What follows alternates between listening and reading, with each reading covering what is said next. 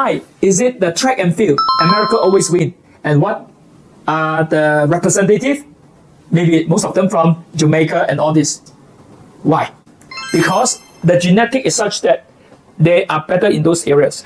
And so for the swimming event, you need very precise training and all that, and your height and all those, the physical attribute affect. So I believe the first thing, it has got to do with nature. So when you go into talking about learning mathematics, it's quite interesting to discover that mathematics is usually done very well by the Chinese, the Japanese, the Korean, and of course Singaporeans. Why? It must be because of the language that they use, the certain training that they go through. Because mathematics is a training on how many steps you solve the problem. So the training, some of them are faster, some of them are take longer step. I think we have a few words to talk about.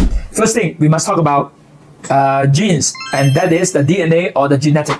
The second one, we talk about environment. I think this go back to the question of, is a person's ability determined by nature or by nurture?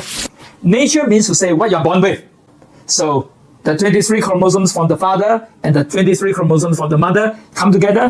They actually have inherited the DNA, the genetic code from the ancestor. And so it will be passed on to the child. All right. So this is what we call the inborn talent, including the personal traits. All right.